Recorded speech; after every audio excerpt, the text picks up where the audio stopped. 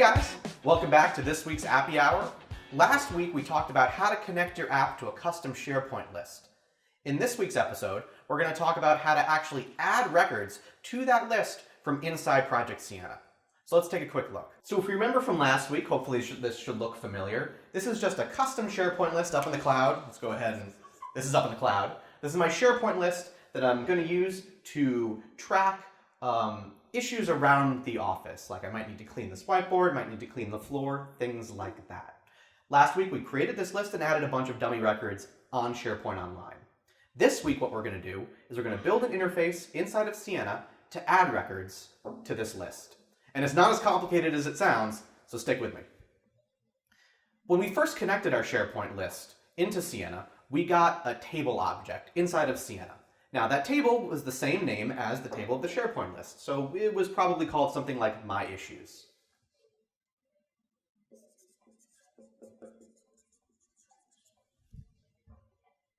Now as you remember, a table is nothing more than a collection of individual rows. So my table is just a collection of individual rows.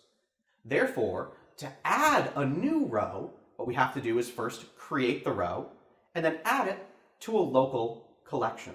Why a local collection? Because when I'm working with SharePoint lists, the way that Siena works is first, you connect to the list.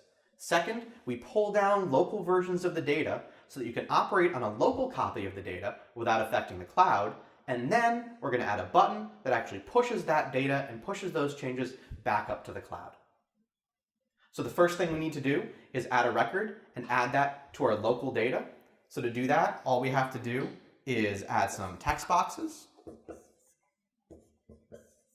These might be called text 1, text 2, text 3, or something like that, where we're actually going to enter the information that's going to be saved into each of these columns. And then we simply need to add a button that will add these fields together and create a record from it. So to do that is not as bad as it sounds. All we need to do is go in and add a button here. We're going to call that button add. And then in the onSelect behavior of this button, we're going to do a collect. Now hopefully this is familiar to you, but really all it is we're going to collect this information into a record and add it to our local version of this table. So it's going to look something like this.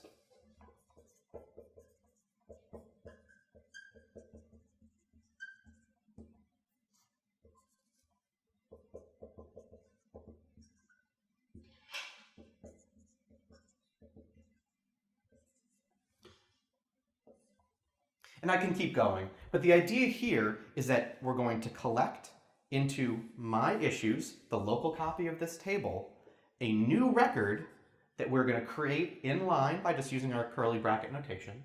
And then we're going to insert each of these are the columns, and then this is the data coming from the text box. So there we're going to say something like text 1, bang, text. And then so the idea is we collect into My Issues a new record that has the data that we want to save into this table. So believe it or not, at this point, most of the hard work is done.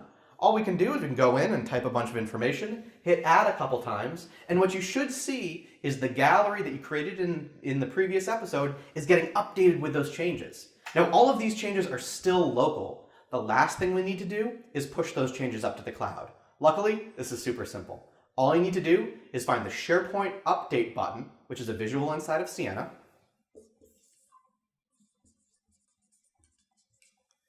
Go ahead, add this button to your canvas, point it, telling it that the data that we want to upload is My Issues, which is this local list that we've been working on. Hit it once, that data automatically gets pushed back to SharePoint. And just like that, all of the data that you had worked on in your local collection gets saved up to the cloud and it can be viewed by anybody. Or, well, frankly, anybody that you've shared the app with. We want to be careful with our sharing permissions. And that's just how easy it is to add new records to a local data set and make those changes available, pushing them up live to your SharePoint Online list. In our final episode on this topic, we're going to talk about how you can actually update and edit records that have already been pushed and saved into your SharePoint table.